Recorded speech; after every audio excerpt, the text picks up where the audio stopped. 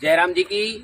गुरु ब्रह्मा गुरु विष्णु गुरु देवो महेश्वर, गुरु साक्षात पर ब्रह्म तस्मै श्री गुरुवे नमः। स्वामी लीलाशाह महाराज की जय। आइए देखते हैं आज की वाणी। जयराम जी की। दिनांक 31 जनवरी स्वामी लीलाशाह वाणी में आपका स्वागत है। आज का विषय है आत्मा सार वस्तु। स्वामी लीलाशाह महाराज जी ने कहा है कि रजो तमो और सतो गुण से मैं आत्मा अलग हूँ, उनसे मैं ऊपर हूँ, मैं आत्मा हूँ। कोई भी वस्तु मुझे छू नहीं सकती, जैसे आकाश को कोई छू नहीं सकता।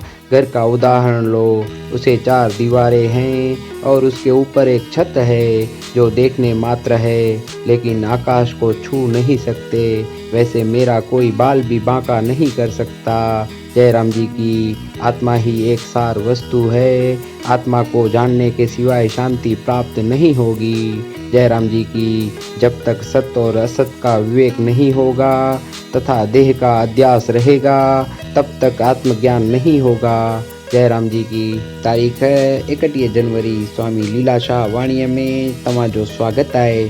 अॼु जो विषय आहे आत्मा सार वस्तु। स्वामी लीलाशाह महाराज जिन चवनि था त रजे तमे ऐं सते गुणनि खां आत्मा न्यारो आहे। उन्हनि खां मां मथे आहियां, मां आत्मा आहियां। का बि वस्तु मूंखे छुही नथी सघे, जीअं आकाश खे को छुही नथो सघे। मिसाल वठो घर जो, उन खे 4 दीवारूं आहिनि ऐं हिकु मथां छत आहे।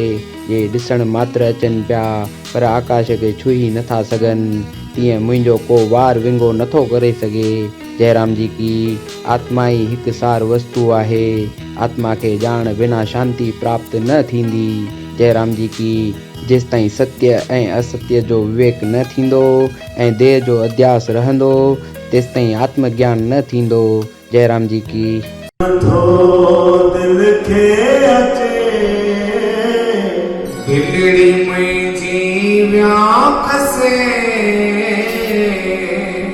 हो दिल लीलाशाह पई करे, हो दिल लीलाशाह पई करे।